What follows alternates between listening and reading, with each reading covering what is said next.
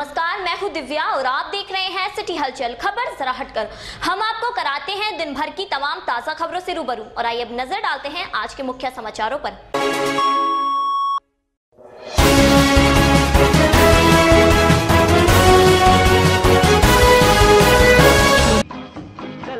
चल खटारा खींच के चल यार, धक्का मार, बंद है मोटर कार।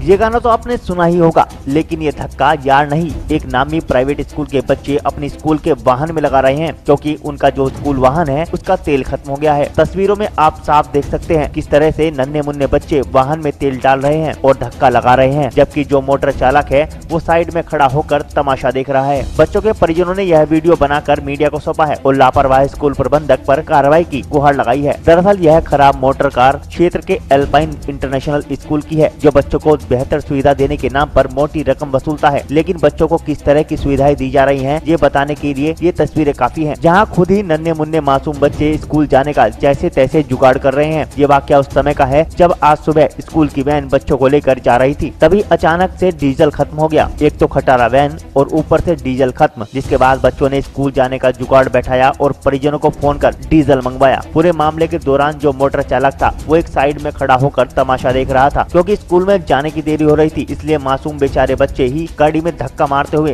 डीजल डालते हुए कैमरे में कैद हो गए। जब हमने इस मामले को लेकर डीएम शामली अखिलेश कुमार सिंह से बात की तो उन्होंने मामले की गंभीरता को भांपते हुए मामले की जांच बैठा दी है और स्कूल प्रबंधक को नोटिस भेजकर जवाब तलब किया है। हालांकि डीएम अखिलेश कुमार सिंह के हस्तक्षेप के बाद हड़बड़ाए स्कूल प्रबंधक ने लापरवाह चालक को हटा दिया है। ड्राइवर को हटाना मात्र इस समस्या का समाधान नहीं है, क्योंकि जिस वैन में बच्चे सफर करते हैं उसकी हालत भी पूरी तरह से खस्ता है। 15 साल से नीचे रजिस्टर्ड गाड़ियाँ स्कूल में बच्चों को लाने ले जाने में प्रयोग की जा रही है। ऐसे में अगर कोई बड़ा हादसा हो जाता है तो उसका जिम्मेदार कौन होगा? सर, ये न्यूज़ मुझे मॉर्निंग में ही पता चली।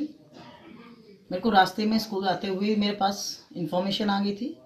आते ही मैंने सबसे पहले उस ड्राइवर को बुलवाया, ट्रांसपोर्ट इंचार्ज को बुलवाया और इसके बारे में पूरी तहकीकात की और तुरंत ट्रांसपोर्ट इंचार्ज को बोल दिया कि इस ड्राइवर को बर्खास्त कर दिया जाए, उसे स्कूल से निकाल दिया गया है।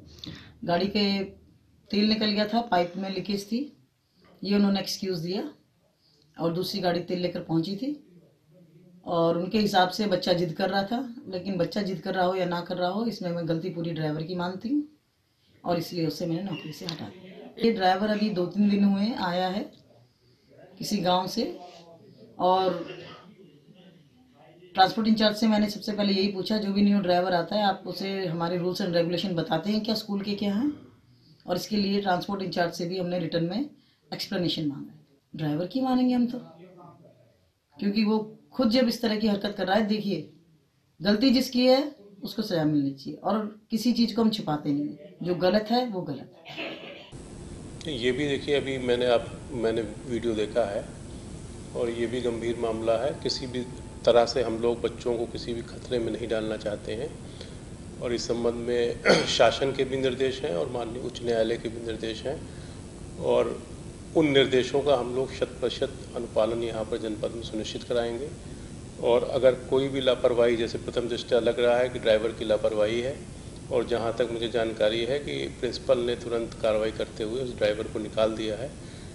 इसके बावजूद अगर जांच में मैनेजमेंट की भी कोई कमी पाई जाती है तो उनके विरुद्ध भी नियमानुसार आवश्यक कार्रवाई की जाएगी। जनपद बागपत की बड़ौद कोतवाली पुलिस को एक बार फिर बड़ी सफलता हाथ लगी है। पुलिस ने 3 अंतर्राज्यीय चोर गिरोह के सदस्यों को गिरफ्तार किया है, जिनके कब्जे से पुलिस ने अवैध असला व अन्य सामान बरामद किया है, जिसका खुलासा अपर पुलिस अधीक्षक द्वारा किया गया। मामला बागपत पुलिस कार्यालय का है, जहां आज अपर पुलिस अधीक्षक राजेश कुमार श्रीवास्तव ने प्रेस वार्ता के दौरान खुलासा करते हुए बताया कि बड़ौद कोतवाली पुलिस को अंतर्राज्यीय चोर गिरोह की तलाश थी, जिसके बाद कोतवाली पुलिस ने 3 अंतर्राज्यीय चोर गिरोह के सदस्यों को गिरफ्तार किया है, जिनके कब्जे से अवैध असला, कारतूस, मोटरसाइकिल, चोरी किए गए आभूषण व अन्य सामान बरामद किया गया है। उन्होंने बताया कि पकड़े गए गिरोह के कई सदस्य अभी फरार हैं, जिनकी गिरफ्तारी के प्रयास किए जा रहे हैं। पकड़े गए शातिर चोर गिरोह के सदस्य बंद मकानों को अपना निशाना बनाते हैं। कई जिलों में उन्होंने घटना को अंजाम दिया है। अपर पुलिस अधीक्षक ने बताया कि सभी चोर शातिर गिरोह के सदस्य हैं, जिन्हें जेल भेजा जा रहा है। इसलिए थाना बड़ौद की पुलिस ने बहुत सराहनीय कार्य किया और इंस्पेक्टर बड़ौद के नेतृत्व में टीम के द्वारा 13 तारीख की शाम को 4 बजे के आसपास लोहड्डा वाले रोड पे जब पुलिस मुठभेड़ हुई थी, उसमें करीब 2 बाइकों में 6 बदमाश से क्या कहते हैं इनकाउंटर हुआ जिनमें क्या कहते हैं 3 इमीडिएटली अरेस्ट किए गए। उनके पास से काफ़ी ज्वेलरी और काफ़ी चोरी का सामान बरामद किया गया है, जिसकी कीमत मार्केट में लाखों में है। और लास्ट 2 मंथ्स में लगभग 5 चोरियां ऐसी थी और जिनमें क्या कहते हैं बाइक से लेकर कई ज्वेलरी गई थी। उन समस्त सामानों को रिकवर किया गया है। इनका मुख्य अभियुक्त जो है वो भी फरार चल रहा है, वो मेरठ का रहने वाला है। साथ में 2-3 जो लोकल अभियुक्त हैं वो भी अभी फरार चल रहे हैं और इस सराहनीय प्रयास के लिए इंस्पेक्टर को पुरस्कृत किया जाएगा। कौन गैंग के बदमाश है और कहाँ तो जो है लोग को अंजाम दिया था? ये बेसिकली उधम सिंह गैंग है। उधम सिंह उर्फ लंगड़ा, ये गैंग है थाना इंचौली मेरठ के रहने वाले हैं। और यहाँ के जो बंदे जो लोकल जो इनके मेंबर्स थे, ये रैकी करते थे, दिन में स्पॉट करते थे उन पॉइंट्स को, उन मकानों को जो बंद रहते हैं, और उसके बाद रात्रि में ये लोग उसमें चोरी करते थे। इनके पास स्पेशल प्लास और अपने हथियार थे जिससे ये ताला तोड़ के चोरी करते थे। कितना बड़ा गैंग है ये गैंग करीब 7 से 8 लोगों का है। 3 लोग क्या कहते हैं गिरफ्तार हो चुके हैं। 3 लोग जिनके नाम हमारे पास हैं विद अन्य डिटेल्स, उन पे दबिश जारी है। शुक्रवार को उत्तराखंड के हरिद्वार रेलवे स्टेशन पर पैसेंजर सर्विस कमीशन के चेयरमैन रमेश चंद्र रत्न डीआरएम और सदस्यों के साथ पहुंचे, जहां उन्होंने रेलवे परिसर और सुविधाओं का जायजा लिया। इस दौरान रेलवे विभाग द्वारा लीज पर दिए गए होटल के बाहर गंदगी देख चेयरमैन रमेश चंद्र का पारा चढ़ गया और उन्होंने होटल पर 25,000 रूपए का जुर्माना करने के आदेश दिए। जिसके बाद उन्होंने कैंटीनों का भी निरीक्षण किया, जहाँ पीने के पानी की बोतल और बिलिंग सिस्टम सही नहीं पाए गए, जिस पर भी चेयरमैन रमेश चंद्र और डीआरएम ने कैंटीन का 25,000 रूपए का जुर्माना करने के आदेश दिए हैं। इसके बाद उन्होंने रेलवे परिसर और विभागों का निरीक्षण किया, जहां स्टेशन प्रभारी को सभी सुविधाएं और व्यवस्थाएं दुरुस्त करने के आदेश दिए गए। आज दिल्ली से चल कर के पैसेंजर सर्विस कमेटी में चेयरमैन मेरे 2 सदस्य कौशल किशोर जी, सुरेंद्र भगत जी और डीआरएम महोदय उनकी समस्त टीम के साथ जो यात्री सेवा समिति का जो दायित्व है, अभी भारत सरकार ने अभी न्यूली हम लोगों को अपॉइंट किया है और उस दायित्व का निर्वहन की यात्री गंतव्य स्थान पर सुरक्षित पहुँचे और स्वच्छता, ये जो कटिबद्धता है मोदी जी की, उसको ध्यान रखते हुए हमने निरीक्षण किया। आपका वेटिंग रूम का भी किया, जो बाथरूम वगैरह है उनका भी किया और उद्देश्य था कि अनियमितताएं किसी तरह की यात्री के साथ न हो। यात्री जिस तरीके से रेल स्वयं देशाटन का एक विषय है, तो उसको ध्यान में रखते हुए एक तो सफाई के मामले में बहुत अच्छा पाया गया। दूसरा, जो अभी हमने 25,000 रुपये जो किस नाम से थी वो तिरुपति, वहाँ बिलिंग नहीं थी, दिन भर में एक बिल कटा था, प्रॉपर पानी का प्रॉपर यूज़ नहीं था। तो इस तरह की अनियमितता हमारी समिति कतई बर्दाश्त नहीं करेगी, क्योंकि रेल में यात्री जो है अपने स्वच्छता और सुरक्षा इन सारी चीज़ों को दृष्टि रखते हुए यात्रा करता है और सरकार की कटिबद्धता को ध्यान में रखते हुए। लेकिन यह है कि आज ही नहीं, हम जब भी मौका लगेगा औचक निरीक्षण भी करेंगे। हमने साधु संतों से भी पूछा, आम यात्रियों से भी पूछा, तो सफाई के मामले में, सुरक्षा के मामले में और चाइल्ड हेल्पलाइन वहाँ भी पता चला, तो वहाँ भी रेस्क्यू करने में जो टीम है जीआरपीएफ आरपीएफ कमांड तरीके से रेस्क्यू करने का, जो अभी इस मंथ में भी जो बताया कि 4 बच्चे जो है रेस्क्यू किए हैं, एक उत्साहित और प्रोत्साहित कार्य है। और डीआरएम ने तो कहा भी है कि ऐसी टीम को उत्साहित करने के लिए। होटल का भी आपने 25,000 की पेनल्टी लगाई है सफाई को लेकर? होटल की नहीं, रेलवे स्टेशन पर। अच्छा, होटल पर, हाँ बिल्कुल, क्योंकि वो कैंपस जो है रेलवे का है और रेलवे का कैंपस एंट्रेंस ही उनकी खाली जो है, जब देश का एक आवाम स्वच्छता अभियान की ओर भारत सरकार की कटिबद्धता को देखते हुए चल रहा है और वो जगह जो रेलवे की है लीज पर है, लेकिन उसके एंट्रेंस पर ही जो जमावड़ा जो मिला वो अति निंदनीय था। और अगर इस तरह का आगे हरकत मिली तो इसके लिए और गंभीरता से सोचा जाएगा। जनपद सहारनपुर के गागलेडी स्थित दया शुगर मिल में रोजाना रात के समय यानी दूसरी पाली में बॉयलर की ट्यूब फटने का सिलसिला जारी है, जहां मिल के जीएम मोहम्मद अली शुक्रवार को मीडिया से रूबरू हुए और उन्होंने बॉयलर की ट्यूब फटने के कारणों को बताया, जिसमें उन्होंने मिल में मौजूद शरारती तत्वों को इसका जिम्मेदार ठहराते हुए कहा कि कुछ लोग नहीं चाहते कि यह मिल चले, जिसको लेकर ट्यूब में पत्थर आदि डाल दिए जाते हैं, जिसके चलते रात के समय में ही बॉयलर की ट्यूब फटती है, जिसे कई बार बदला जा चुका है। वहीं कई बार मिल में लूटपाट की वारदात भी हुई थी, जिसमें इन्हीं शरारती तत्वों का हाथ है। उन्होंने कहा कि मिल कर्मचारी ऐसे शरारती तत्वों के बहकावे में न आए, क्योंकि मिल के द्वारा ही कई हजार परिवारों को रोजगार मिल रहा है, जिससे वह अपने परिवार का भरण पोषण करते हैं। और शरारती तत्वों की मंशा मिल बंद कर मिल के जमीन पर आवास बनाने और प्लॉटिंग करने की है। देखिए सिटी हलचल न्यूज चैनल के साथ दया शुगर मिल के जीएम मोहम्मद अली की खास बातचीत। पारस कुमार सिटी न्यूज चैनल से आज हमारे खास मेहमान हैं दया शुगर मिल के जीएम मोहम्मद अली जी। मोहम्मद अली जी, बहुत बहुत स्वागत है आपका सिटी हलचल न्यूज चैनल में। मोहम्मद अली जी, हम बात करते हैं दया शुगर मिल की। पिछले कुछ समय में लगभग एक हफ्ते के अंदर 2 बार मिल की बालर ट्यूब फट चुकी हैं जी। और अक्सर करके घटना रात को घटी है जी। तो किस तरह के ट्यूब है और कैसे फट जाते हैं, तो आप हमें बताएंगे? हाँ, ये ट्यूब का मटेरियल जो है वो पहले वाली ट्यूब से बहुत अच्छा है, बट कुछ शरारती तत्व जो है वो अपनी हरकतों से बाज नहीं आ रहे, वो मिल को चलन देना चाह रहे हैं। जिसमें क्या है, अभी आज ही जो पहले भी ऐसे हुआ था और आज जो हुआ है उसमें पत्थर मिले हैं ट्यूब में, पत्थर फंसा दिए गए हैं।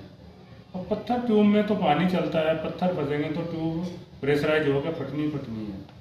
अब ये लोग चाहते हैं कि भी ये मिल ना चले और पहले की तरह जैसे लूटपाट हुई है इस मिल में, वो लूटपाट हो गए, उनके प्लॉट बने, उनकी प्रॉपर्टी बने, उनके मकान बने और वो सब खुशहाल रहे। जो मजदूर तबका है जिनको आस लगी हुई है मिल से, वो उनसे दबे हुए हैं और वो दबा के रखते हैं। जैसे कि मैं पूरी मिल का तो चौकीदार नहीं कर सकता, बट ये है कि सीसीटीवी कैमरे भी लगे हैं, मगर वो नजरें बचा के अपना काम कर जाते हैं। और दूसरा ये है कि अभी जो रिसेंटली इसका केस हुआ है, पहले भी सेम टाइम, सेम शिफ्ट और सेम आदमी थे वहाँ पे, मगर उन पे जब हम दबाव डालते हैं, जब कुछ कहते हैं तो बहुत पॉलिटिकल पार्टी है या फिर कुछ उनके शुभचिंतक है, वो सामने आए थे, नहीं जी कंप्रोमाइज करो, आगे ऐसा नहीं होगा। तो उसमें यह है कि कंप्रोमाइज में यह है कि मिल का भट्टा बैठता जा रहा है। तो उनकी सोच यही है कि मिल बर्बाद हो, दोबारा से लूटपाट हो और ये फिर मिल या तो बिके या फिर ऐसे ही खंडर बन जाए। यानी कि आप कह रहे हैं जेम साहब कि मिल में कुछ शरारती तत्व कोई पार्टी है, यानी कि मिल की नॉलेज में सारा मामला है, ये आप बता रहे हैं जी? मिल की नॉलेज में, मिल प्रबंधक की नॉलेज में सारा मामला है कि कुछ लोग चाहते हैं कि मिल नहीं हो जी। तो क्या उनके खिलाफ आपने कोई रिपोर्ट मिल के मालिक जो है उनसे सौंपी है? हाँ, उनको रिपोर्ट क्या बराबरी बताया गया है कि ये लोग हैं और इनको निकालना बहुत जरूरी है। बट ये है कि पहले हमने कुछ निकाल ली है, मिल स्मूथ चली है लास्ट ईयर, फिर इस बार रख लिए गए हैं। तो रखने के बाद ये हुआ कि वही प्रॉब्लम सामने फिर दोबारा आ रही है। अच्छा, अभी आपने बताया जो कर्मचारी निकाले गए थे वो दोबारा फिर रख लिए गए थे, किसी के कहने सुनने से रख लिए गए थे। तो जब आपको पता था जीएम साहब कि ये लोग शरारती तत्व हैं, तो किसकी सहमति पे दोबारा वापस ले गए? यही है, हमारे यहाँ तो यूनियन बहुत सक्रिय है। तो यूनियन में ये है कि वो बाहर बैठ जाते हैं, काम बाधित होता है, सब कुछ है, फिर कंप्रोमाइज होता है, आगे नहीं ऐसा करेंगे तो उस दौरान फिर रख लिए जाते हैं। विश्वास तो देखो सबसे बड़ी चीज़ है, विश्वास करना पड़ता है, मगर वो विश्वासघात करते हुए चले आ रहे हैं। और आगे पहले लास्ट ईयर में भी 2011 में भी इन्होंने ऐसी फैक्ट्री बंद की थी और अभी भी इनका सोच यही है कि फैक्ट्री बंद हो, मैनेजमेंट प्रेशर में आए, या तो भाग जाए या उनको निकाला जाए और फिर हम अपनी मनमानी करें। जीएम साहब, कुछ कर्मचारियों का कहना है कि जैसे एक हफ्ते में 2 बार बालर ट्यूब फटी गई, कुछ कर्मचारी घायल भी हुए। तो कर्मचारी का कुछ लोग हम आगे थे, कुछ लोगों का कहना है कि मिल के जो जीएम साहब है, मिल के जो प्रबंधक है, उनकी तरफ से किसी तरह की कोई मदद नहीं की जाती। तो क्या बात ये सकते हैं? नहीं, ये बिल्कुल निराधार है। मैं सबसे पहले, मेरा पहली दफ़े भी और इस टाइम भी, जो दूसरी दफ़े भी, सबसे पहले मैं पहुंचा हूँ हॉस्पिटल में भी और सबसे पहले गाड़ी प्रोवाइड करवाई। हालांकि लास्ट टाइम दूसरी गाड़ी गई थी और इस बार दूसरी गाड़ी में कुछ प्रॉब्लम थी, मैंने अपनी गाड़ी भेज के उनको हॉस्पिटल पहुंचाया और सबसे पहले मैं हॉस्पिटल पहुंचा। पिछली बार कुछ कर्मचारियों ने दया शुगर मिल के खिलाफ धरना प्रदर्शन किया, यहाँ तक कि आमरण अनशन तक उन लोग करने की तैयारी में थे। तो उन लोगों से जब वो मीडिया के सामने आए तो मीडिया से बताया कि मिल के जो प्रबंधक है या मिल के जो जीएम साहब हैं, उनका रवैया सख्त है। तो आप बताना चाहिए कि क्या ये सही है या गलत है? नहीं, ये बिल्कुल सही है, क्योंकि जब जो आदमी काम करेगा, हम अपने घर में भी है, बच्चा नहीं काम करता तो उसको सख्ती से ही काम लिया जाता है। बाकी मैं किसी का कोई अहित नहीं करता किसी का कोई वो नहीं है। बाकी काम के प्रति देखो मुझे कहना पड़ेगा, ये मैं आज भी कह रहा हूँ और पहले भी कहता हुआ हूँ। जीएम साहब, एक लास्ट क्वेश्चन मेरा है, अभी एक हफ्ते के अंदर 2 बार बैलेट ट्यूब फट चुकी है जी, 2-4 कर्मचारी घायल हुए, आप कह रहे कि उन्हें अस्पताल पहुंचा गया, सुविधा दी गई, परिवारजनों को बताया गया, मान लेते हैं। जीएम साहब एक बात बताइए, उसके बाद उस मिल के अंदर क्या अब भी यही प्रक्रिया जारी है? और दूसरी बात है कि क्या वर्तमान में पदाधिकारी है वहाँ से, वर्तमान में आपके कोई पद है अभी, या किस तरह का? हमें पता चला कि मिल में अभी कोई आपके पास कोई पद को लेके उठापटक चल रही है। जी, मुझे आदेश हुए थे कि अभी आप कुछ टाइम के लिए बाहर रहिए, जब व्यवस्था ठीक हो जाएगी तब आपके बारे में सोचा जाएगा। बट मैं आज भी फैक्ट्री के बारे में सोच रहा हूँ, डायरेक्टली नहीं इनडायरेक्टली सोच रहा हूँ, और मैं सोचता रहूँगा, क्योंकि मैंने अपने खून पसीने से इस फैक्ट्री को सींच के बड़ा किया है। मैं कभी भी आहित नहीं चाहूँगा इस फैक्ट्री को। कितने साल से आप मिल को सेवा दे रहे हैं जीएम साहब? तकरीबन मुझे 28 साल हो गए हैं, और सभी मिल रहे हैं, मेरा रिकॉर्ड है, जहाँ मैं गया हूँ वहाँ पे टूटी हुई मिल मिली है, और उसको एक सोने की चिड़िया बना के मैं वहाँ से निकला हूँ। तो ये हमारे साथ मिल के जीएम मोहम्मद अली जी हैं, ये बता रहे हैं कि कुछ शरारती तत्व हैं जो मिल की बॉयलर ट्यूब को ब्लॉक कर देते हैं, इससे प्रेशर बन जाता है, ट्यूब फट जाती है। मिल उस तरह की पूरी जानकारी जुटा रहा है, और ये अपने स्तर से पूरी तरह से मिल को समर्पित है। बहुत बहुत धन्यवाद जीएम साहब, आपने अपना कीमती समय हमें दिया। Thank you so much. शुक्रवार को चांसठ कोतवाली में बने प्राचीन शिव मंदिर का जीर्णोद्धार और सौंदर्यीकरण का कार्य पूर्ण हो गया, जिसको लेकर मूर्ति प्राण प्रतिष्ठा और लोकार्पण कार्यक्रम का आयोजन किया गया। इसमें मुख्य अतिथि के रूप में SSP Sudhir Kumar Singh, SP city Omvir Singh, SP देहात आलोक शर्मा, सीओ जानसर सौमेंद्र कुमार नेगी मौजूद रहे। जहाँ मूर्ति प्राण प्रतिष्ठा से पूर्व कस्बे में शोभा यात्रा निकाली गयी, वहीं एसएसपी सुधीर कुमार सिंह सहित सभी पुलिस अधिकारियों ने मंदिर का लोकार्पण कर उद्घाटन किया। इस दौरान भारी संख्या में कस्बे के गणमान्य लोग और कोतवाली स्टाफ मौजूद रहा। बिजनौर नगर पालिका के चुनाव में करारी हार के बाद भाजपा नेता पिछले 3 महीने से चेयरमैन व उसके परिवार को जान से मारने की धमकी व ब्लैकमेल करने में तुला है। इतना ही नहीं, अमित शाह को अपना करीबी बताकर जेल भेजने व अधिकार सीज कराने तक की धमकी दे डाली। बिजनौर नगर पालिका परिषद की चेयरपर्सन रुखसाना परवीन को सपा के चुनाव चिन्ह से भारी मतों से जीत हुई थी, और वहीं दूसरी तरफ भाजपा नेता व बार एसोसिएशन के अध्यक्ष की पत्नी नीता अग्रवाल चुनाव मैदान में खड़ी थी। लेकिन करारी हार के बाद बबली चेयरपर्सन पति शमशाद अंसारी को पिछले 3 महीने से डरा धमका कर ब्लैकमेल कर जान से मारने की धमकी दे रहा है। चेयरपर्सन पति शमशाद अंसारी को बबली से जान से मारने की धमकी दी, जिसे लेकर परेशान शमशाद कानून का दरवाजा खटखटाने के साथ एसपी बिजनौर से मिलकर लिखित में तहरीर देगा। हालांकि इस पूरे मामले में शमशाद अंसारी ने बबली की ब्लैकमेल करने की ऑडियो वीडियो की रिकॉर्डिंग कर वायरल कर दी है। वहीं इस पूरे मामले में बबली का कहना है कि मेरे खिलाफ जो भी वीडियो वायरल है वो फर्जी है। मुझे ये ब्लैकमेल किया जा रहा था, क्या मकसद था, क्या चाह रहे थे? उनका कोई ऐसा मामला नहीं था कि वो ये चाहे कि समाजवादी को जीत के बीजेपी को मार के, ये नहीं था मकसद था उनका अपना पर्सनल मामला, उनको पर्सनल पैसा। कौन आपको ब्लैकमेल कर रहा है? संजय कुमार बबली गाजीपुर के जिला बार के एसोसिएशन के अध्यक्ष हैं। क्या मेरे खिलाफ चुनाव आ रहे हैं, क्या से ब्लैकमेल? जेल भेज दूंगा, मार दूंगा, और जमानत नहीं होने देने का, और जो भी चीज़ें उन्होंने बहुत सारी चीज़ बताई, मैंने सबने मेरे सामने बताई है। और मैंने कहा नाम, हाँ उन्होंने राष्ट्रीय अध्यक्ष अमित शाह से बहुत संबंध है, अमित शाह के नाम लेकर उन्होंने कहा तो मैं राष्ट्रीय अध्यक्ष के पास भी जाऊँगा, तो मैं अपनी बात ये रही है अमित शाह जी के पास भी जाऊँगा। मैं सम्मान करता हूँ सभी पार्टियों का, मैं भले समाजवादी पार्टी में हूँ, लेकिन मैं अपनी शिकायत लेकर सारे पार्टी पदाधिकारियों के पास जाऊँगा, सब भारतीय जनता पार्टी के पदाधिकारियों के पास भी जाऊँगा।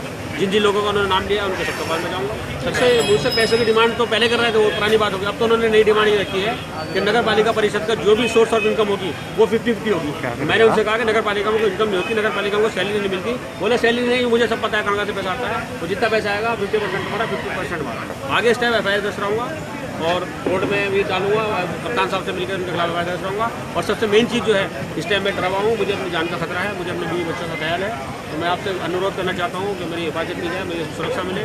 और जैसा कि आपने वीडियो देखी, ऑडियो सुनी भी है, उसमें साफ साफ वो कह रहे हैं कि मैं आपके खिलाफ करूँगा। पिछले 6 महीने से मांग करता चला रहा हूँ, कई मैंने एप्लीकेशन दी है, DIG साहब को, कप्तान साहब को, DM साहब को भी। मैंने अपनी पत्नी को स्वयं ले जाकर अपने आप को मैंने बताया है। हाँ, मेरी गलती ये रही है कि मैंने कभी उनसे व्यक्ति विशेष का नाम नहीं लिया कि मुझे किससे जान का खतरा है। मैंने कभी नहीं कहा मुझे फलां आदमी से जान का खतरा है, लेकिन ये तय है कि मैं पिछले 6 महीने से बार एप्लीकेशन के जरिए, बार LIU रिपोर्ट के जरिए कप्तान साहब से मांग कर रहा हूँ। मेरे कप्तान साहब सुन भी रहे हैं, उन्होंने मुझे आश्वासन भी दिया था कि हम तुम्हें बहुत जल्दी करना देंगे। ये जो आरोप मेरे ऊपर लगाया जा रहा है, ये निर्धारित है। उन्होंने ये कहा है कि 3 महीने पहले मुझे जान से मारने की धमकी दी थी। अगर मैंने 3 महीने पहले जान से मारने की उन्होंने धमकी दी तो मैं उसकी FIR तो नहीं करी। एक बात। दूसरी बात यह है कि 3 महीने पहले उनके साथ पुलिस का गार्ड भी रहता था। मेरे पास तो पुलिस का गार्ड भी नहीं रहता। और अभी मैंने थोड़ी देर पहले सुना है कि एक अरब से एक धमकी आई है, ये बबली जो है बंदा है, इसको उड़ा दो। अभी सुना नहीं है। दूसरी बात यह है कि वो जो पेपर्स तो कह रहे हैं नगीने के पेपर्स कौन सी RTI के थ्रू मांगे गए हैं, देखिए ये मैं आपको दिखा रहा हूँ। इसमें पत्रांक नंबर है, विषय सूचना अधिकार अधिनियम 2005 के अंतर्गत माँ की सूचना के संबंध में ये प्रिंसिपल का लेटर है। और ये दयानंद वैदिक कन्या इंटर कॉलेज के प्रिंसिपल है, उनका लेटर है। और उन्होंने ये सारी सूचना अवेलेबल कराई है। और ये इस पर रुखसाना के दस्तखत हैं, ये उसका एडमिशन फॉर्म है, ये उसके मोहम्मद फारूक, ये उसके पिताजी के दस्तखत है। वकील साहब उनका साफ तौर पर कहना है कि हमारे लिए फर्जी दस्तावेज आपने तैयार कराए हैं स्कूल को, उनका जो कहना है अगर मैंने फर्जी दस्तावेज तैयार कराए हैं स्कूल से, तो वो स्कूल वालों के खिलाफ FIR लिखाएं फर्जी कागज तैयार करने की। वकील साहब, चेयरपर्सन पति का ये भी आरोप है कि आपने अमित शाह राष्ट्रीय अध्यक्ष जो है प्रकाश पटेल, उनका फोटो दिखा के डराया धमकाया, क्या कहना है? 1 महीना पहले हमारे यहाँ जजी में सफाई अभियान चल रहा था, उसकी हमारा मीटिंग हुई थी। हमारे सेक्रेटरी, हमारी कार्यकारिणी उसकी सबकी गवाह है। हम इनको बार बार लेटर लिख रहे थे और अधिशासी अधिकारी को हमने कहा भी था। उस बात पर वो कोई ध्यान नहीं दे रहे थे। तो मैंने जो अपने वार्ड के नगर पालिका के सभासद हैं संजय सोनी, उनको भी कहा, और विक्की जो जाटान मोहल्ले के हैं, जब हमने अधिशासी अधिकारी को कहा कि हम तुम्हारा घेराव करेंगे, तो अधिशासी अधिकारी ने विक्की और जितेंद्र राणा को मेरे घर भेजा और उन्होंने मुझे आगे कहा कि साहब हम उस काम को करा देंगे, आपका सफाई का काम सारा हो जाए। उसके बाद भी वो नहीं हुआ। तब मैंने अधिशासी के अधिकारी को टेलीफोन पर खुद उनको कहा, हमने आपसे कहा था, आपने नहीं कराया, हम आपको घेराव करेंगे, आपके कमरे में कूड़ा डाल देंगे। उसके बाद ये 1 महीने पहले या 25 दिन पहले मेरे पास उस सिलसिले में बात करने आए थे कि हम साहब वो लगवा रहे हैं आपके यहाँ कूड़ेदान। मैंने इनसे कहा था कि 2 कर्मचारी हमें परमानेंट दे दीजिए। ये हमारी इनकी बात हुई थी मेरे ऑफिस में बैठ के, उसकी वीडियो रिकॉर्डिंग है। नहीं, अमित शाह का जो आरोप लगाया है, अमित शाह कहाँ से आ गया? अमित शाह का फोटो कहीं है? ये नहीं बोल रहे हैं ना कि उनका कहना निराधार है। मैंने पहले ही कहा, वो जो ऑडियो उन्होंने बनाई है वो बॉम्बे से बनवा के लाए, जो इतने 7 दिन से बॉम्बे में थे, यही काम कर रहे थे वहां पे। अगर वो मेरी आवाज है तो उसका एक तरीका है।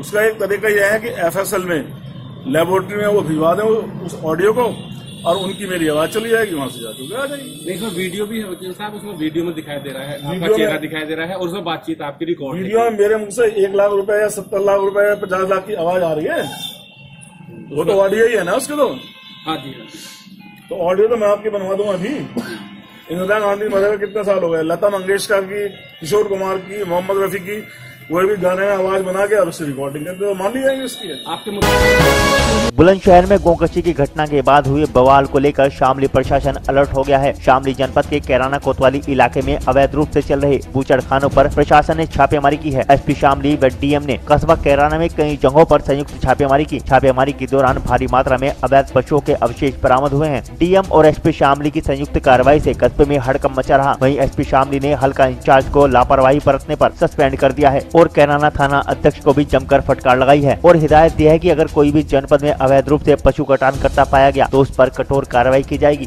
दरअसल मामला कैराना कोतवाली क्षेत्र के जहानपुरा रोड का है, जहां पर DM अखिलेश कुमार सिंह व पुलिस अधीक्षक अजय कुमार ने कैराना में अवैध रूप से चल रहे बूचड़खानों पर छापेमारी की है। शामली जनपद के कैराना में प्रशासन ने 2 जगहों से भारी मात्रा में पशुओं के अवशेष बरामद किए हैं। कैराना में 2 जगहों पर बंद मकान में अवैध पशु कटान किया जा रहा था, जिस पर SP शामली ने बीट इंचार्ज बाबूराम को तत्काल प्रभाव से सस्पेंड कर दिया। इसके बावजूद SP शामली अजय कुमार ने कोतवाली प्रभारी भगवंत सिंह को जमकर फटकार लगाई और पुलिस अधीक्षक ने कोतवाली प्रभारी भगवंत सिंह को तत्काल अवैध कटान माफियाओं के खिलाफ मुकदमा दर्ज कर गिरफ्तार करने के निर्देश दिए हैं। बताया जा रहा है कि सालों से उक्त जगह पर कुछ नेताओं व हल्का दरोगा की सेटिंग केटिंग के चलते पशुओं का अवैध कटान किया जा रहा था। वहीं कैराना कांदला रोड पर चल रही meme agro and food plant का भी DM SSP ने निरीक्षण किया। फैक्ट्री में लग रहे हड्डी व गंदे पानी की सफाई हेतु फिल्टर मशीन का बारीकी से निरीक्षण करने के बाद फैक्ट्री मालिक को साफ सफाई के दिशा निर्देश दिए गए हैं। देखिए, आज हमने और कप्तान साहब ने यहाँ आकस्मिक निरीक्षण किया है और निरीक्षण करने में यहाँ पर 2-3 जगहों पर बिना परमिशन के और बिना लाइसेंस के कुछ जानवर कटते हुए पाए गए हैं, खासतौर से भैंसें जो है। तो इसमें हम लोग जो कानूनी कार्रवाई है वो कानूनी कार्रवाई कराएंगे और जो भी जिनके भी प्रेमिसेस हैं, जिनके अहाते हैं और जिन लोगों के नाम इसमें जो है प्रकाश में आए हैं उनके विरुद्ध कठोरतम कानूनी कार्रवाई की जाएगी। सर, क्या ये हल्का दरोगा के भी कोई संलिप्त है? जैसे ये इसमें भी जांच करेंगे, इस बिंदु पर भी हम लोग जांच कराएंगे, क्योंकि लगातार माननीय मुख्यमंत्री जी से लेकर शासन तक हर जगह हर तरफ से ये निर्देश है कि किसी भी तरह से अनधिकृत रूप से कोई इस तरीके का काम ना हो। जिसको भी काम करना है वो लाइसेंस ले और जो पशुवधशाला इसके लिए नियत है तो वहीं पर ये कटान का काम हो। तो इस तरीके से ये तो गंभीर प्रकरण है और इसमें हम लोग इस बिंदु पर भी जांच कराएंगे और जांच कराने के बाद इसमें नियमानुसार कार्रवाई कराई जाएगी। ये शामली जनपद में अवैध रूप से जो पशु कटान के संबंध में सख्त कार्यवाही की जा रही है, उसी के मद्देनज़र आज डीएम और एसपी के संयुक्त टीमों के द्वारा कैराना क्षेत्र में छापेमारी हुई है।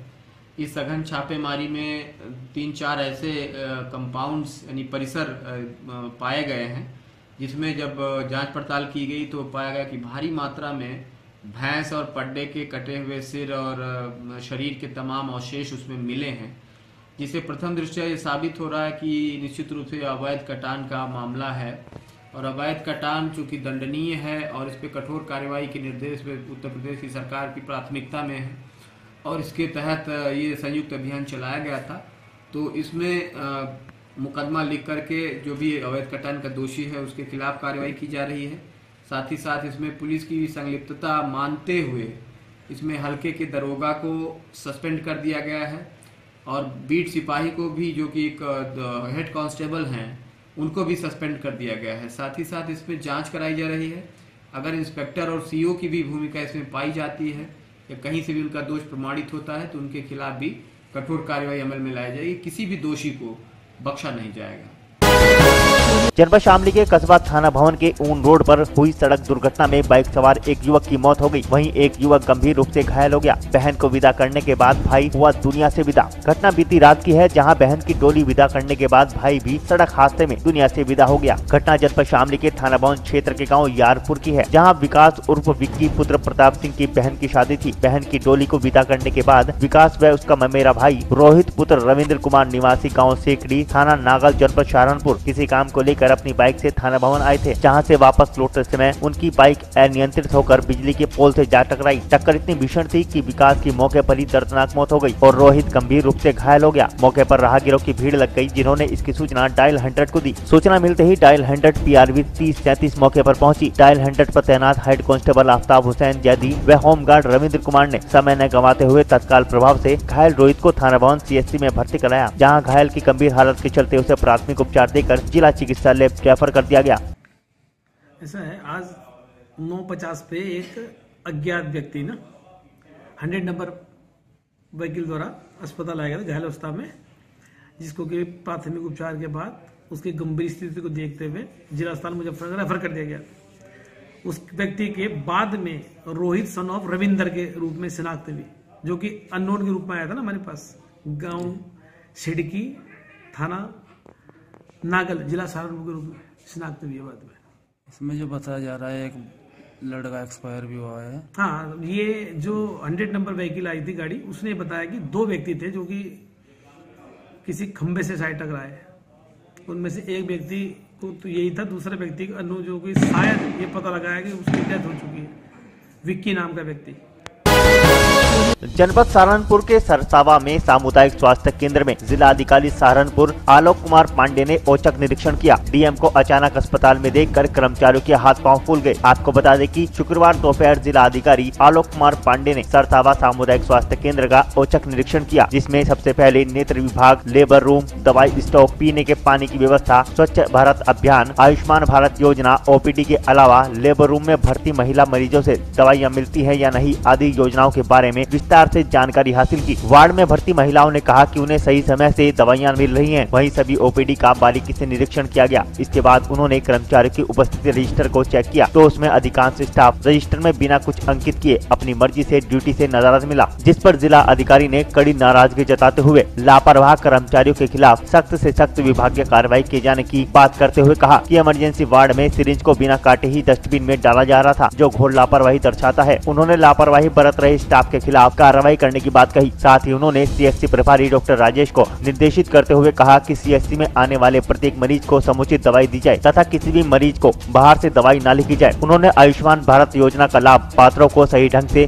मिले, इसके लिए भी सीएचसी प्रभारी को कड़े निर्देश दिए। आज सीएचसी सरसावा केंद्र का एकदम आकस्मिक इंस्पेक्शन किया गया है और ओवरऑल सारी चीज़ें ठीक हैं, लेकिन कई ऑब्जर्वेशंस ऐसे हैं जहाँ पर ये लोग बिना बताए बिना मूवमेंट रजिस्टर में अपना कोई एनरोल्ड किए हुए अपने आप को बाहर घूम रहे हैं। कहाँ घूम रहे हैं उसका इंस्पेक्शन किया जाएगा। एक बड़ी सीरियस चीज़ देखने में आई कि यहाँ पर जो सिरिंज वगैरह हैं वो बिना कट किए हुए डिस्पोज की जा रही हैं।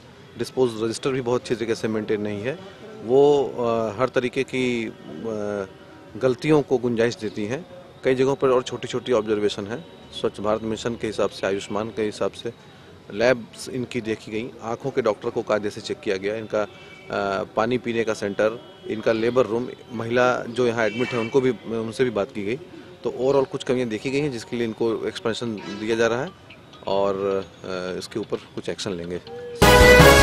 जनपद बागपत के नीरोजपुर गुज्जर गांव स्थित जनता वैदिक इंटर कॉलेज में 3 दिवसीय खेल प्रतियोगिता शुरू की गई, जिसमें पहले दिन दर्जनों छात्र छात्राओं ने प्रतिभाग किया। कॉलेज के खेल मैदान में यह 3 दिवसीय प्रतियोगिता शुरू की गई, जिसका शुभारंभ समिति के पूर्व अध्यक्ष नेताजी श्याम सिंह एवं कॉलेज के प्रधानाचार्य अशोक कुमार ने संयुक्त रूप से फीता काट कर किया। प्रतियोगिता के पहले दिन दौड़ प्रतियोगिता, भाला फेंक एवं कुश्ती में दर्जनों छात्र छात्राओं ने प्रतिभाग किया। इस दौरान कॉलेज के प्रधानाचार्य अशोक कुमार द्वारा जानकारी देते हुए बताया कि प्रतिवर्ष की भांति इस वर्ष भी कॉलेज में खेल प्रतियोगिता कराई जा रही है, जिसका समापन 3 दिन बाद होगा। प्रतियोगिता में अच्छा प्रदर्शन एवं विजेता खिलाड़ियों को सम्मानित किया जाएगा। उन्होंने बताया कि 3 दिन तक चलने वाली इस प्रतियोगिता में दर्जनों छात्र छात्राएं हिस्सा ले रहे हैं। इस दौरान अध्यापक राम कुमार शर्मा, सतीश कुमार, मनोज कुमार, श्रीमती अंजू, दिव्या शर्मा, चंचल शर्मा, दीपक कुमार तेजपाल, धूम सिंह प्रधान, अमित कुमार आदि उपस्थित रहे।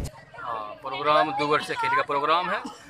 हर वर्ष की बात इस वर्ष में खेल का प्रोग्राम हो रहा है और हमारे यहाँ सारे गेम खिलाए जाएंगे। सबसे पहले दौड़ का प्रोग्राम है, इसके बाद लंबी कूद है, ऊंची कूद है, घोड़ा फेंक है, तस्तरी फेंक है, रस्सी कूद है लड़कियों की और बड़ी अच्छी तरह से इसको निभाया जा रहा है, कराया जा रहा है।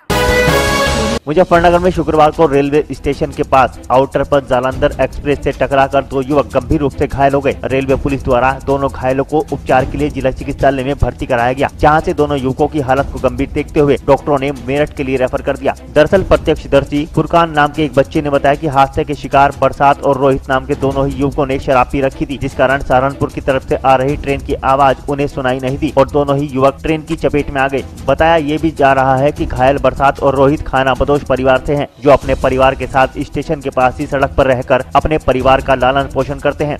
यहाँ पे उधर से दारू पी रखी थी 2 आदमियों ने, इधर से रेल आ रही थी, वो फिर भी वही पहले से ही ब्रेक लेकर आ रही थी। सहारनपुर की साइड से ट्रेन आ रही थी जी और उन्होंने ड्रिंक्स की थी और क्या कहते हैं उन्हें सुनाई नहीं दिया, वहीं से हॉर्न देती आ रही थी पुल के नीचे से। तो फिर उनके ऊपर ट्रेन चढ़ गई जी। उनके हाथ पैर घिस, पेट पे भी चोट लगी और उनका जैसे पूरा पेट घिस गया, अर्थ है सब, हालत बहुत ख़राब हो चुकी थी। उनके बाद हुआ जी फिर पुलिस आई यहाँ पे रेलवे ट्रैक पे। जब उनके ऊपर ट्रेन चढ़ चुकी थी उनको हमने निकाला रेल के नीचे से, तो उनकी हालत बचने के चांस में थी। अब हम उन्हें एम्बुलेंस फ़ोन किया, एम्बुलेंस आई बहुत देर बाद, तो हमने फिर एम्बुलेंस आई, हम बाहर ले गए उनको दोनों को, तो एम्बुलेंस आई फिर हम ले गए, फिर उनकी पत्नी उतनी आई होगी तो अस्पताल लेके गए हैं। ठीक। ये 2 लोग थे, काफ़ी सीरियस अवस्था में आए थे और ट्रेन से गिर के बताया गया है कि चोट लगी है। दोनों गंभीर थे, दोनों बेहोश थे। फर्दर इलाज के लिए मेरठ मेडिकल कॉलेज रेफर किया गया। सर क्या नाम है सर? जैसे कि बताया गया, एक का नाम रोहित है और ये लगभग 22 साल का है और दूसरा बरसात, ये लगभग 25 साल। तो कैसी हालत है सर उनकी? दोनों की गंभीर हालत है। शुक्रवार को जनपद मुजफ्फरनगर के पुलिस मॉडर्न स्कूल में रोटरी क्लब के सौजन्य से जर्सी वितरण कार्यक्रम का आयोजन किया गया, जिसमें मुख्य अतिथि के रूप में एसएसपी सुधीर कुमार सिंह और एसपी देहात आलोक शर्मा मौजूद रहे। वहीं कार्यक्रम में रोटरी क्लब के अध्यक्ष डॉक्टर एमएल गर्ग सहित सभी पदाधिकारी और सदस्यगण भी उपस्थित रहे, जहां अतिथियों और पदाधिकारियों ने बच्चों को जर्सी का वितरण किया। वहीं क्लब के अध्यक्ष डॉक्टर एमएल गर्ग ने बताया कि रोटरी क्लब आगामी दिनों में भी इस प्रकार के स्कूलों में जाकर जहाँ गरीब और निम्न वर्ग के बच्चे पढ़ते हैं उनके लिए सहायता करेगा। ये देखिए, रोटरी क्लब मुजफ्फरनगर की तरफ से ये आज बच्चों के जर्सी वितरण का कार्यक्रम किया गया है इस पुलिस मॉडर्न स्कूल में। हम लोग पुलिस विभाग की तरफ से इनके आभारी हैं जो उन्होंने छोटे बच्चों के लिए सर्दी में जर्सी वितरण का कार्य आज किया है। वैसे भी इस स्कूल के अंदर काफ़ी कार्य ये लोग कराते रहते हैं और आगे भी इनका सहयोग बना रहेगा। मैं इनका हृदय से धन्यवाद अदा करता हूँ, आभार व्यक्त करता हूँ कि इन्होंने कम से कम बच्चों के लिए ऐसा सोचा।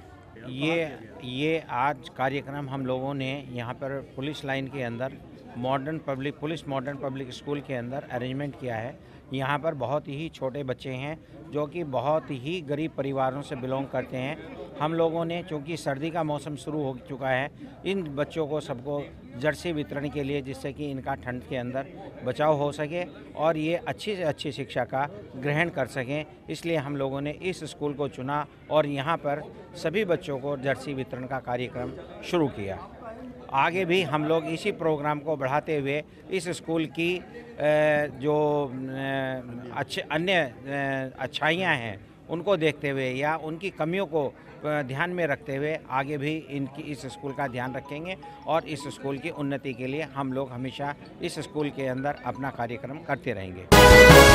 जनपद बिजनौर के बड़ापुर थाना क्षेत्र के गांव रसूलपुर मुजफ्फर में 13 दिन से लापता 10 वर्षीय बच्ची का शव मिलने से इलाके में सनसनी फैल गई। बताते चले कि 10 वर्षीय बच्ची आशा लगभग 13 दिन पूर्व शादी में शामिल होने पास के ही गाँव में गई थी, लेकिन शादी में नहीं पहुंची। इसकी तहरीर परिजनों ने पुलिस को दी थी, जहाँ लापता बच्ची का शव एक खेत में पड़े होने की सूचना इलाके में आग की तरह फैल गई। सूचना पर पहुंची पुलिस ने शव को कब्जे में लेकर पोस्टमार्टम के लिए भेज दिया है। वहीं 13 दिन पूर्व लापता बच्ची की लाश मिलने से परिजनों का रो रो कर बुरा हाल है। हमारी शादी में गई थी, यहाँ से आगे शादी पड़ती है। शादी में से ये तैयार हो घर में से आई, आने के बाद में 11 बजे का टाइम था। ये यहाँ से रास्ते में से उठाया किसी ने, अब ये नहीं पता है उठाया किसने।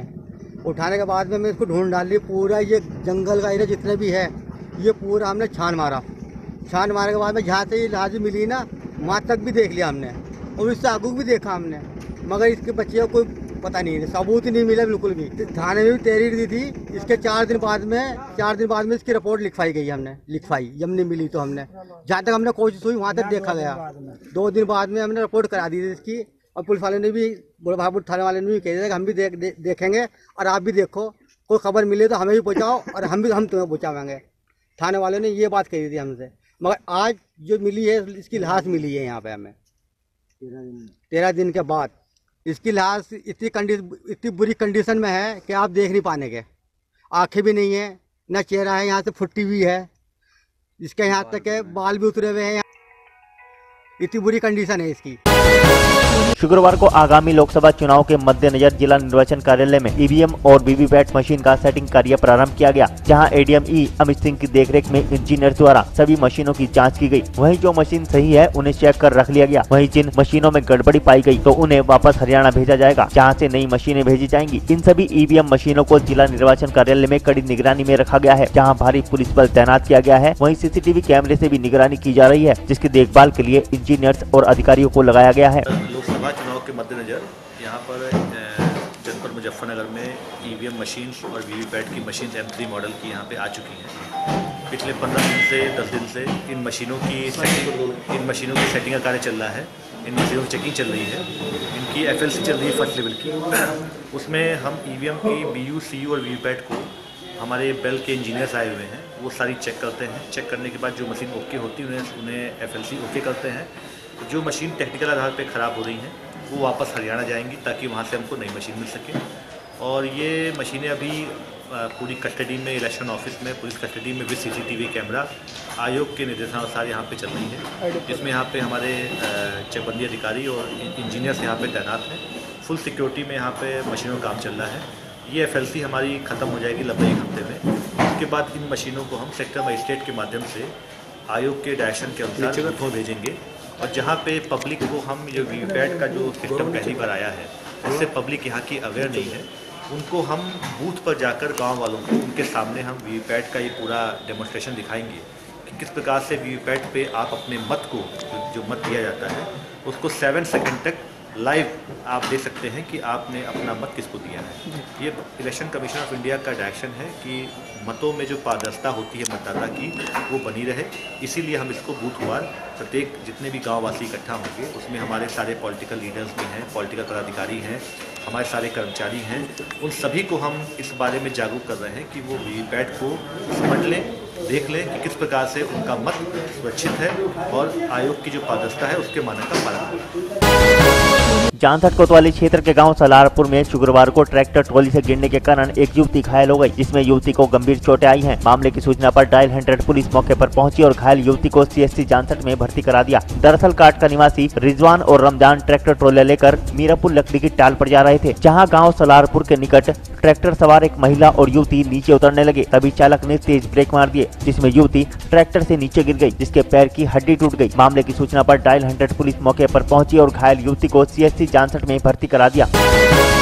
बिजनौर के साईपुरम कॉलोनी निवासी CRPF में तैनात हवलदार शेर सिंह का पुत्र ऋतिक 9 दिन से लापता है। कोतवाली शहर बिजनौर में 9 दिन से लापता हुए बच्चे के परिजनों को पुलिस प्रशासन द्वारा सिर्फ और सिर्फ आश्वासन ही मिल रहा है। पुलिस द्वारा बच्चे का कोई सुराग न मिलने से आज परिजन व ग्रामीण बिजनौर कलेक्ट्रेट परिसर में पहुंचे, जहां उन्होंने लापता हुए बच्चे की बरामदगी की मांग को लेकर प्रदर्शन किया। दरअसल साईपुरम निवासी ऋतिक कक्षा 12 का छात्र है, जो घर से ट्यूशन पढ़ने गया था, लेकिन न ही वो ट्यूशन पहुँचा और वापस घर भी नहीं आया, जिसके बाद परिवार में कोहराम मच गया। कई घंटों तक परिजनों द्वारा लापता हुए बेटे को तलाशा गया, लेकिन कोई सुराग ऋतिक का नहीं लग पाया, जिसके चलते परिजनों द्वारा थाने में जाकर पुलिस को मामले की जानकारी दी गई। पुलिस ने परिजनों की तहरीर पर मामला दर्ज कर लापता हुए लड़के की तलाश शुरू कर दी। उधर आज 9 दिन तक पुलिस द्वारा बच्चे का कोई सुराग नहीं मिल पाने पर परिजन और कॉलोनी निवासी बिजनौर कलेक्ट्रेट परिसर में पहुंचे, जहां उन्होंने लापता हुए बच्चे की बरामदगी की मांग को लेकर प्रदर्शन किया। साथ ही शहर कोतवाल विजेंद्र राणा व आबकारी चौकी प्रभारी पवन कुमार का घेराव करते हुए लापता हुए बच्चे की बरामदगी की मांग की। उधर परिजनों का आरोप है कि पुलिस द्वारा किसी तरह कोई कार्रवाई नहीं की जा रही, जिसकी वजह से उन्हें आज प्रदर्शन करना पड़ा। साथ ही उन्होंने अपहरण की आशंका जताते हुए उनके ही मोहल्ले के ही रहने वाले जोगेश व उनके बेटे ऋतिक पर अपहरण करने की बात कही है। मैंने अपने लड़के की बरामदगी के लिए किया है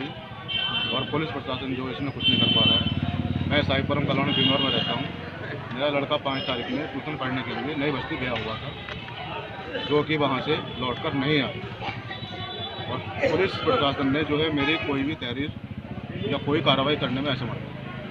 इसी मजबूरन होकर मैंने जो है थाना प्रभारी और थाना निरीक्षक, आबकारी चौकी, CO साहब, इनसे सबसे मिला मैं, इन्होंने भी कोई जवाब नहीं दिया मेरे। तभी जो है निराश होकर मैं जो है यहाँ पर जिलाधिकारी महोदय कार्यालय में अपने गुहार लेकर आया। ADM साहब से मिले, क्या आश्वासन दिया? हाँ, ADM साहब ने आश्वासन दिया है कि अभी मैं थाना प्रभारी महोदय को इनको बुला रहा हूँ और अभी पूछताछ के अभी आपको रेस्पॉन्स होगा। अच्छा, कब से गायब है लड़का? मेरा लड़का 5 तारीख से गायब है। क्या किसी पे तारीख हो गई है? क्या किसी पे कोई अता पता नहीं है? क्या किडनैपिंग या कुछ ऐसा? मेरे को ऐसी आशंका है कि जो मेरे द्रोही हैं दूसरे जागे, उसका लड़का ऋतिक राठी, उनके ऊपर मेरे को पूरा डाउट है कि उन्होंने ही मेरा लड़का किडनैप किया है। पूरा विश्वास है कि उन्हीं के ऊपर मेरा सब। क्यों ऐसा क्यों लगता है? सर उन्होंने एक दो बार धमकी भी दी है। उन्होंने जो है SRS मॉल पर मेरे लड़के को बुलाया था फ़ोन करके, ये पता नहीं कि उन्होंने जो है उसको क्या कहा क्या नहीं कहा। तो जब से गायब, तभी से गायब। शुक्रवार को जिला चिकित्सालय में खसरा और रूबेला टीकाकरण की जानकारी के लिए जिला चिकित्सालय में प्रयत्न संस्था द्वारा जागरूकता शिविर का आयोजन किया गया, जिसमें मुख्य चिकित्सा अधिकारी doctor PS Mishra, CMS doctor Pankaj Agarwal, महिला CMS डॉक्टर अमिता गर्ग, स्वास्थ्य विभाग के अधिकारियों सहित प्रयत्न संस्था के सभी पदाधिकारी और सदस्य मौजूद रहे, जिन्होंने आम जनता को खसरा और रूबेला जैसी घातक बीमारियों से अवगत कराया। वहीं उन्होंने लोगों को टीकाकरण अभियान के लिए भी जागरूक किया। जैसे जान रहे हैं कि पूरे उत्तर प्रदेश में और मुजफ्फरनगर में भी आजकल रूबेला और टीकाकरण चल रहा है। रूबेला और मीजल्स जो खसरा नाम की बीमारियां हैं, आज क्योंकि प्रयत्न संस्था मुजफ्फरनगर इसमें एक लोकल में पार्टनर है, जो कि जागरूकता पार्टनर है स्वास्थ्य विभाग के साथ। स्वास्थ्य विभाग के दिशा निर्देश में हम लोगों ने, क्योंकि इस अभियान को करीब 15 दिन हो गए हैं, 15 दिन और बचे हैं, करीब 5 लाख बच्चों को ऑलरेडी टीके लग चुके हैं, 10 लाख बच्चे हैं करीब। तो हम लोग चाहते हैं कि कोई बच्चा छूट ना पाए और किसी को किसी जानकारी का अभाव ना रहे। तो हमने आज सिविल हॉस्पिटल में पर्यटन संस्था और स्वास्थ्य विभाग के साथ ही कार्यक्रम रखा है, जिसमें CMO साहब, ACMO, CMS सभी लोग हैं और हमारी पर्यटन संस्था की पूरी टीम है। हम ये बताने के लिए आए हैं, यहाँ पे सब आप देख रहे हैं कि सभी तरह के वर्ग के लोग हैं जो सुन रहे हैं कि अगर किसी को जानकारी नहीं है तो समय रहते हम उसको जानकारी दें, एक भी बच्चा छूटने ना पाए, क्योंकि इसमें 99.9% टारगेट अचीव करना जरूरी है। तो उस उद्देश्य में हम ये जागरूकता हमेशा की तरफ फैला रहे हैं। जो लोग सुन रहे हैं उनसे मेरा निवेदन है कि अपने 9 महीने से लेकर 15 साल के किसी बच्चे को कहीं भी स्कूल में लगे, घर पे लगे, हॉस्पिटल में यहाँ के लगे, लेकिन टीका ना ये बचवाएं, नहीं तो ये जानलेवा बीमारी का कोई भी वो हो सकता है। तो मैं सभी से अपील करूँगा इस अभियान में पर्यटन संस्था और स्वास्थ्य विभाग का सहयोग करें। और आज के अंक में बस इतना ही। कल फिर से हाजिर होते हैं कुछ और नई ताज़ा खबरों के साथ। तब तक देखते रहिए सिटी हलचल, खबर सराहट कर।